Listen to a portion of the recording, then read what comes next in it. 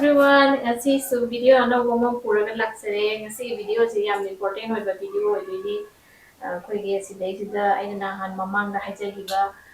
koigi hospital degi discharge so mo tanda poshaka ma yaodradi angang du putho hospital degi angang du putho lakpa yade haibado aduri poshak tu ngasi si uchaga duri ngasi se si video se koi garage hoina namle do garage do hoina se installation ke tawgada bahai tare duna sidam namle do yam important hoy khoi sidadi angang so han so safety si first priority de thamba duna angang si haye delivery tawra madunga angang everything okay ore haga de koi discharge ro mo tamsida koi sigi posi yaw dragadi hospital de ko ro si suya yadre adena koi adadi india dadi manipur de angang si पोक तंगाय बसु नत्र खर चाव गांग सु नत्र अहन वर्ष मनिंग ददु गाड़ी मनुंग से नमसिन Narga पफम the फंबा याबदो दो असिददि अदुम बंते यादे अहन वरगा सु मागे सीट कैपेसिटी सिगी मतुंग इन फंबा गांग वरगा सु कार सीट याउत्रगदि केनो गाड़ी सी केनो तोबु यादे कार सीट से very important होय गो सिदा दो कार सीट से मखन मखन याम लैगरे न्यूबॉर्न की कार सीट अदगी खर चावरपा Gangi adagi magi age sigi limit weight ka height ka limit ta legre aro keno tawe sigi carrier sigi ni keno sigi newborn di keno se let's say ama makhai ko mai height ka weight ka yi matumi ne sijina bya ina thawu mari da to pa car seat change to ge shu yare adu chahi trying hoi yo thri hausi angang ji gari mamang da phambu shu ya de ko sida di ado trying hoi he laga shu angang ji keno height ka weight ka limit to he laga de yawdraga de haidare adu su yade aduga trying to yawdri kanda magi height ka weight ka do yaraga de mamang phama su yaye ado sigi car seat se keno ni ai hada si la yerian ko ko gi keno se do si expire music se ado moi chehi tare de he ya si ado na stroller se ga si ko oibne ado stroller si di expiry date laite ado stroller se dum season of the yari ado car city my manufacturer se 2015 no yamba do iduna ado si season of yate aduna ama lai se na car se khatang lai ge tawda maman je dum keno tom haidar tang haidar aduna stroller ga se la ga di khara su ko nge ado si sales kai khara lai bagi adum ado asi yoina lower se na maman yam khena da badu stroller ga car seat ka pun basi oina laure ado hojik si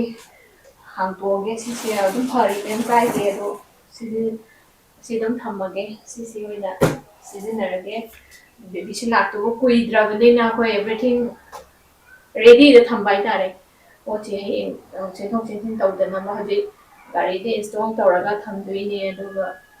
hain hospital de program matanda to biya na waina music photoge open tawrage sigi car seat se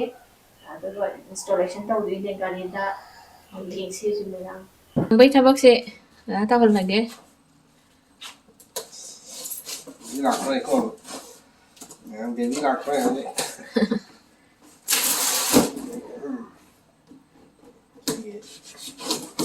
ni không bấy mà thì đi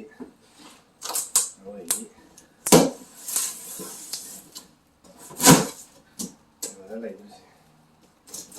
ship manufacturer is 2022 gi ore Paris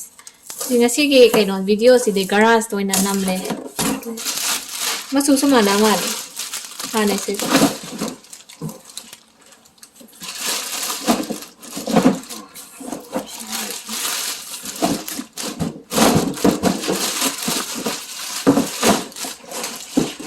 ni mas por lo todo ya está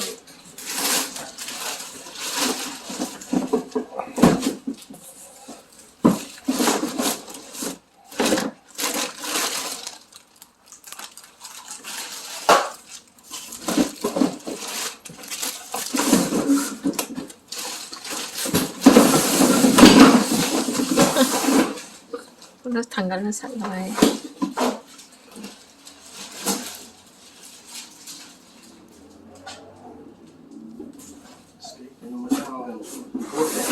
kay ro si stroller je mai wheel nong kay khara pa do keno tawri si will nong do pansin duini stroller se keno tawri samanare siga se ko na pangkhalo si stroller se de hazu season aro tamena silai be stroller se ka samanare do masu se so haira pu manara mi tawri ado ngai will nong se side se ka khai na lai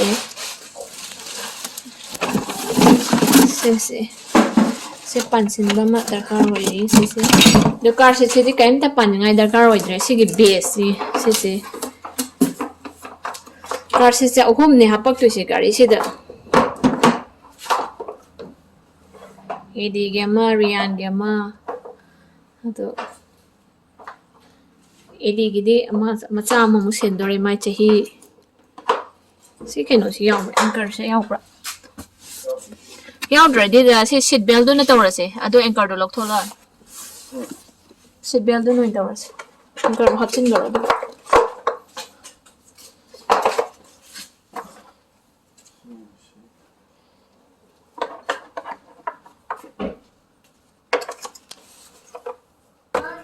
si hana no ni simu Puthokpa Oh, wait.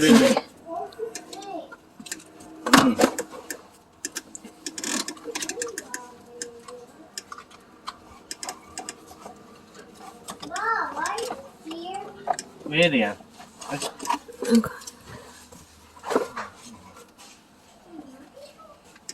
Sigi base di adum gari da lengan da bida adum thammara adum ne se hapaga adoga kainu sing sita laptop hai tar ama carrier sita si phama myang tu masai ge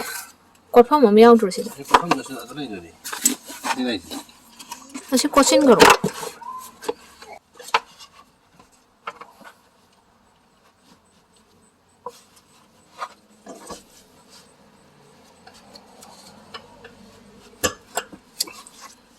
aduga kainu to twist on gano marida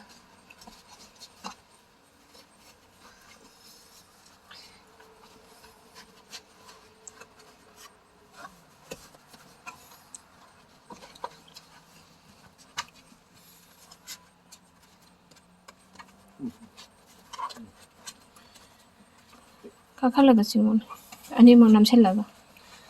Yeah, kasi ang kan namuk tu jenuh.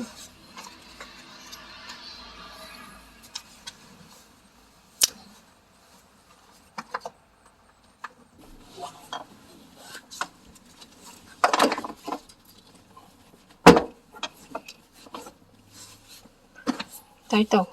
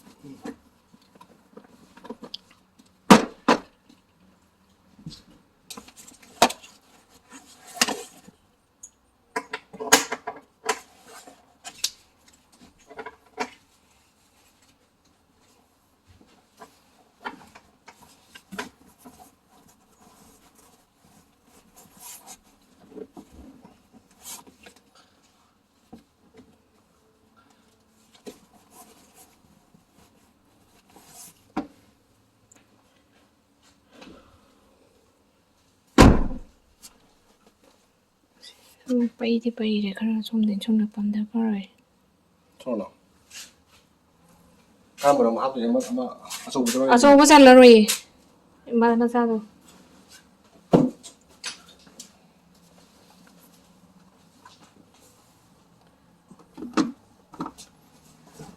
adu mai phamma ga yeng mo check to da karai suri ba su ta rai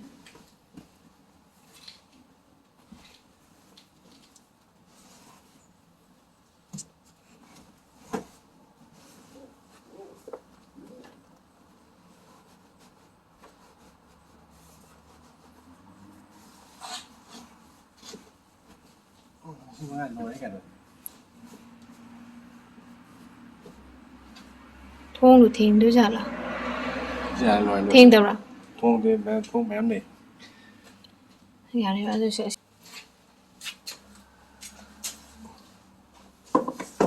Qua sao tôi không nhìn nó phản phản với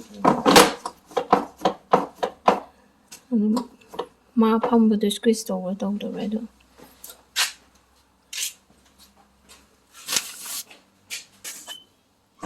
cái này thì ai đây nhà ăn đá nó phần giận như nhà nó phần giận như rồi.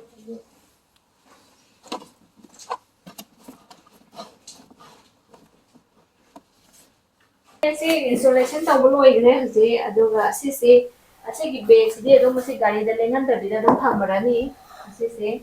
aduh apa yang thol option tàu beri sih asisi ni asisi deh asisi mana kapsil laga mana kapsil laga main kapsil laga lokal pakanan na semai lokal ga main handle sih asisi tàu laga ngan asisi dah apa ga kena tàu dunia aduh ngaji sida hape na su hekta chakang hapa ya de sigi ma de strip se sida sida kenoli ay lady makan mari si strip hapam si adu mo si below the shoulder ga dagi e the shoulder ka ni am dai hi do sida hayeng chana ba makhalaga yeng doina do nurse kan de mo hospital di outri nurse ayam ba de check ta we do chalam dai se everything haba khorpa loiraga everything okay oiraba oidibra haibase moina yare haiba kanda si puraga semester hapa adum thoroktoine si yam important hoye sida si yam raga denga puthorapa suya yadre hospital dagi the magi expiry date pe te se sida maninga sida even maning sida hapka sida expiry date pe te moi non check tawdoine si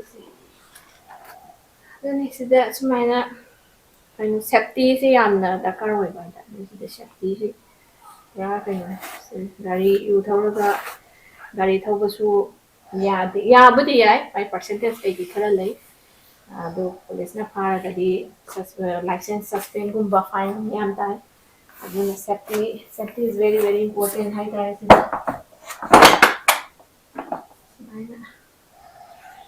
then sumaina tawe sai gi channa bi se phai yamna ado Babe am lay matau tamjani ngai adu yengse do koi hoje noina ready da thamme gise cha ngai akte ha bola salama doctor chana ba ni sai de sigi mata sai lo sinjarage adu matung da mo kari update lege do dum haijarake thank you so much everyone bye bye